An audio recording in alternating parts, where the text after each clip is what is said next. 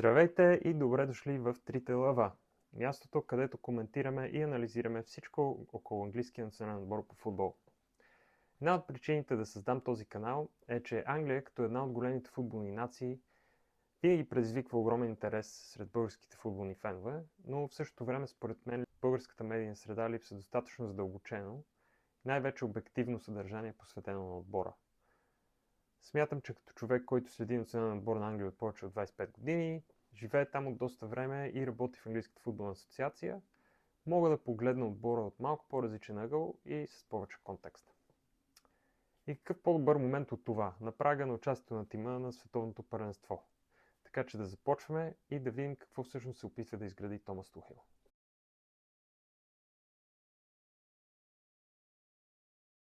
Преди да преминем към очакванията към отбора за Мондиал 2026, нека всъщност се върнем малко по-назад и си зададем въпроса какъв отбор наследи Томас Тухел.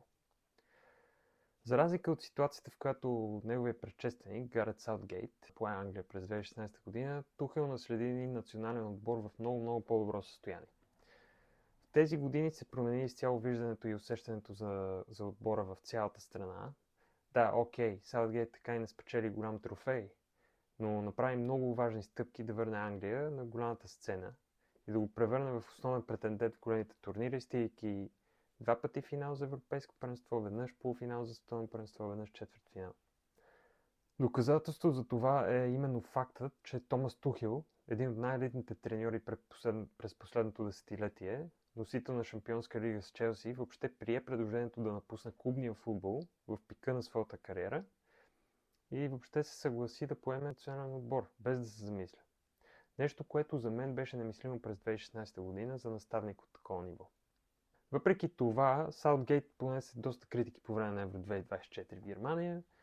Тогава Англия наистина не показа добър футбол, особено на фона на огромните очаквания спрямо потенциала, с който разполагаше. За мен лично тогава проблемът беше в това, че Саутгейт се превърна в заложник на индивидуалностите за сметка на колектива.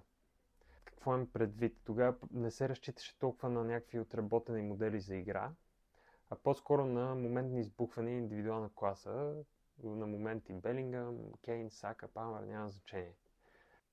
И така задачата през Томас Тухел беше да направи следващата крачка, като промени точно това. Да изгради преди всичко балансиран отбор, а не просто група от звезди. В интерес на истината, още на първата си пресконференция той спомена, че иска отбора да играе със стил наподобящ Премиер Лиг. Висок интензитет, много динамика и най-вече акцентирам на това физическо присъствие. Да изгради един физически отбор. Така той започна да гради състава, който да стъпи на тези утвърдени принципи, да поддържа високо темпо на игра и агресия и състав, в който просто всеки един играч знае много добре ролята си на терена, а и не само, в групата извън терена също. Трябва да кажем, че наченките на тези принципи и модели на игра започнаха вече да се забелязват още по време на квалификациите. Трите лъва завършиха кампанията с 8 победи от 8 мача, голова разлика 22-0, т.е. без допуснат гол във всички мачове. Да, вярно, че съперниците не бяха особено претенциозни, отборите на Албания, Сърбия, Латвия и Андора, но все пак трябва да се отбележи, че играта и настроението в отбора, особено през трите лагера през септември, октомври и ноември 2025 година, бяха на много високо ниво. И аз даже лично бих отличил победата като гост с 5-0 над Сърбия на стадион Райко Митич. Именно, поред мен, това повлия на решението на селекционера да повикат почти всички играчи, които фигурираха в тези срещи, в тези три паузи на националните отбори. Също така, от друга страна, следващата пауза, която беше през март тази година, него му даде последна възможност да проследи отблизо огромна група от допълнителни футболисти. В контролите срещу Уругвай и Япония броят на тези футболисти нарасна до 35 само за 2 мача. Тоест, това показваше, че това е един своеобразен кастинг за Мондиал 2026. От типа всеки играч му се дава последна възможност да се докаже пред треньора. Да, в крайна сметка отборът не успя да запише победа в тази пауза през месец март, като завърши 1-1 с Уругвай и загуби 0-1 от Япония. И всъщност ясно се видя, че голяма част от футболистите, които получиха шанс тогава, не успяха да убедят Тухел, че могат да се впишат в тази негова философия за играта, в неговата система и игровия му план. И така всъщност се стигна в крайна сметка до тяхното отпадане от крайната група, която замина за световното първенство.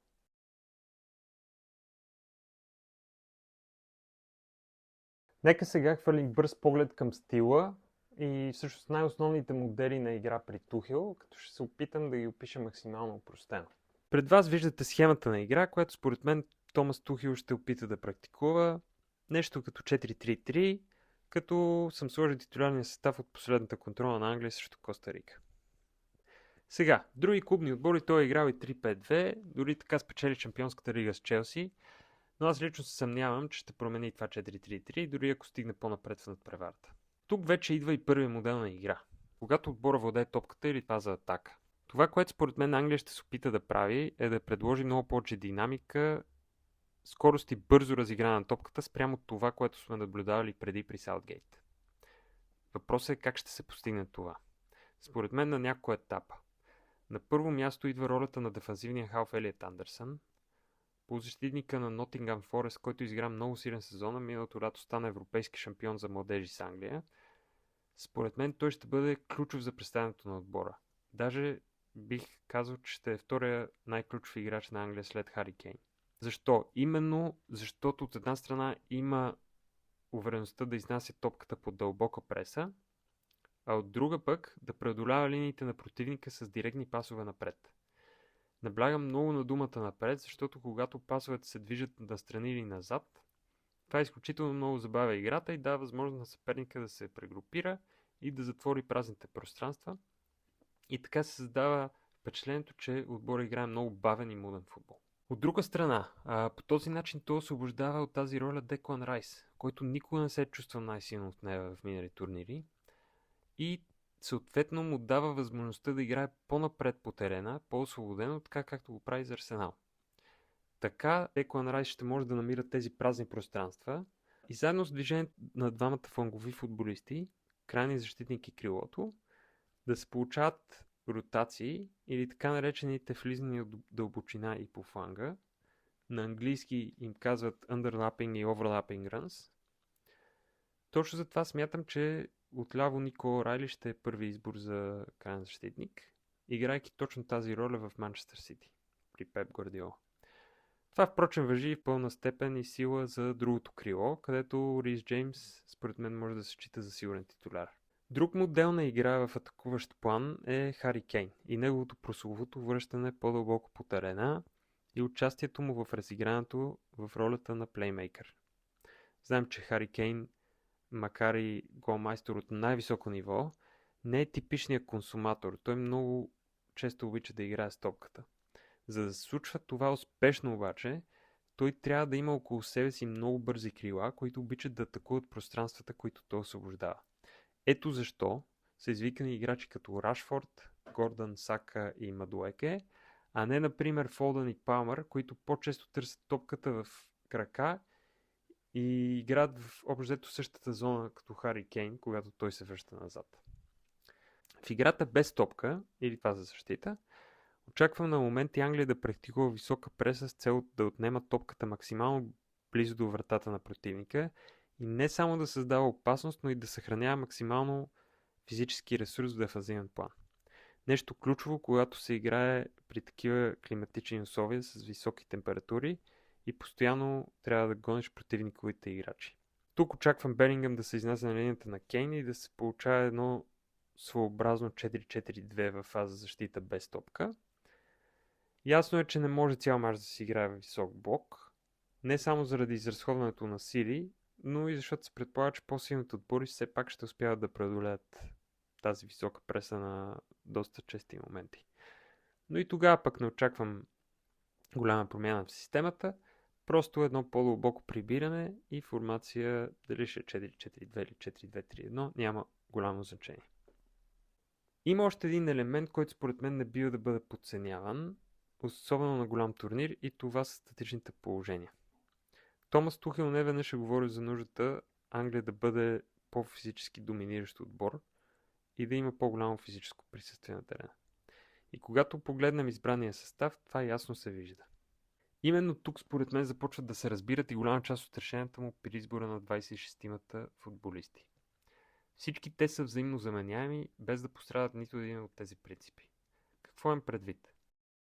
Ясно е, че Джордан Пикфорд е безспорният титуляр на вратата, особено с опита, който има на големи първенства и винаги се представя на ниво за Англия.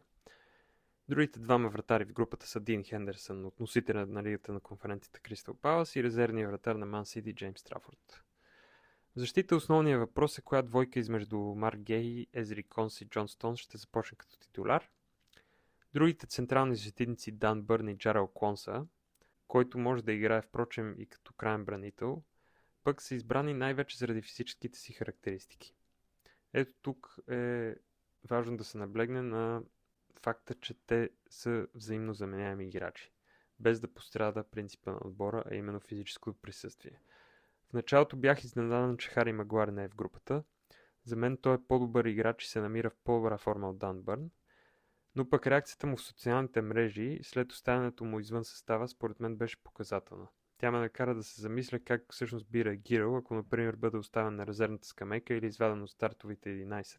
Крайните бранители, Джет Спенс и Тино Ливраменто, пък допринасят също с добри физически данни и скорост, която би била много полезна при тежки климатични условия и високи температури. И именно за това те са предпочетени пред не особено разчитащите на физиката Трент Александър-Арнолд, Люк Шоу или Луис Хол. В халфовата линия наистина впечатление прави липсата на Адам Уортън, Морган Гибс Уайт, Фил Фолдън, Кол Палмър. Според мен това най-вече се дължи на баланса, на който държи Тухел в отбора и най-вече на позицията на номер 10, където той вече е избрал Джуд Белингъм, Морган Роджерс и Еверече Езе. Много полемики поради присъствието на Джордан Хендерсън, но според мен неговата роля е най-вече извън терена. Той е изключителен лидер в съблеканията и като цяло в лагера на футболистите. Той и Коби Мейно са другите опции в халвата линия, като е важно да се отбележи, че Рис Джеймс и Никола Райли също могат да играят в тази зона, така както са го правили за клубните си отбори Челси и Ман Сити. В офанзивен план се личи много ясен профил на фланговите играчи. Антони Гордън и Маркъс Рашфорд отляво и Букайо Сака и Нони Мадуека отдясно са типични крила, които казано на футболен жаргон прегръщат тъч линията и по този начин дават широчина на отбора, разтягайки отбраната на противника. Отделно изключително директни футболисти, които обичат да се надиграват един на един и не на последно място разполагат със страхотна скорост. Алтернативите на Хари Кейн в нападение са доста различни профили. Оли Уоткинс направи изключителен финал на сезона за Астън Вила, спечели Лига Европа с бирмингамци и за разлика от Хари Кейн обича да играе по-директно и да излиза зад гърба на противниковата защита. За всички обаче беше изненада повиквателната на игращия в Саудитска Арабия Айван Тони, но пък той дава допълнително физическо присъствие и е един от най-добрите изпълнители на дуспи в света. А и се предполага, че е запознат с жегите, имайки предвид пребиваването му на арабския полуостров. Като цяло, според мен, изборът на Тухел е изключително логичен спрямо целите и запазва добър тактически баланс в състава. Самият той заяви, че не е избрал задължително най-талантливите налични играчи, и това се вижда особено при липсата на Фил Фолдън и Кол Палмър, а по-скоро най-добрият отбор и играчи, които да са част от колектива и да не развалят настроението в съблеканията, ако не бъдат задължително титуляри.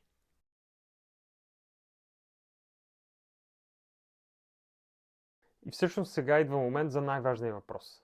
Ще може ли най-накрая Англия след 60 години да сложи най-накрая втора звезда на екипите си? С какво намерение всъщност идва Томас Тухел? Истината е, че в момента в Англия има много скептицизъм по предстоящото представяне на отбора на Мондиала, особено ако сравниме големите очаквания по време на Европейското 2024 година. Интересно за мен е, че Тухел отнася много критики, най-вече в английските медийни среди, а и сред някои привърженици върху състава, който избра, като естествено всички акцентират не върху играчите, които са извикани, а върху играчите, които не попадат в разширения състав. Аз по никакъв начин не съм съгласен с тези критики. За мен те показват двоен стандарт, защото абсолютно същите хора бяха много критични към Саутгейт на миналото голямо първенство в Германия, когато идеята беше тотално на противоположния полюс и той извика всички звезди на куп и после почна да се чуди как точно да създаде отбор и баланс. Така че аз лично изцяло подкрепям избора на селекционера и смятам, че ще видим отбор на Англия, който ще играе разпознаваем и атрактивен и динамичен стил на игра. Задачата е изключително трудна, особено при наличието на другите фаворити. Сред тях отбори печели трофеи в последните години, за разлика от Англия. Но според мен с класата на футболистите и на треньора, който разполага английския национален отбор, за мен те са едни от топ 4-те фаворити за трофея. Стига естествено да следват принципите и моделите на игра, които описах по-рано във видеото. Има и други фактори, от които зависи тяхното престане. За мен един от тях, който още не съм видял при Томас Тухел, е дали ще успеят да приложат тактическия план Б в момента, в който играта не им се получава. И когато неминуемо отбора ще изостава в резултата, защото не мога да се представим, че цяло първенство нещата ще се развият по план.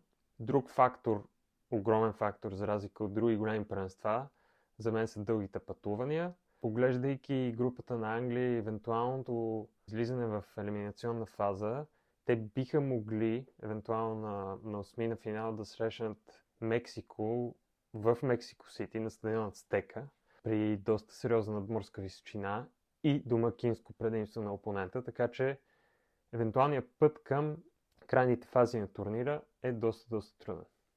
И всъщност едно от тези неща да не се получи, тогава шансът се свежда до минимум, но в крайна сметка това важи и за всеки един друг фаворит. И именно това прави най-големият футболен форум в света, световното първенство, толкова непредсказуем. Така че пишете какви са вашите прогнози в коментарите и разбира се, ако това видео ви е харесало, може да ударите един палец, да се абонирате за канала, натискайки камбанката отдолу, като така ще може да следите и следващото съдържание, което мисля да пускам. Отделно, ако искате да следите всичко свързано с националния отбор на Англия по време на световното първенство, може да изтеглите и официалното приложение The Official England App, което е налично и за iOS и за Android, и ще сложа линк в описанието. Благодаря ви и до нови срещи!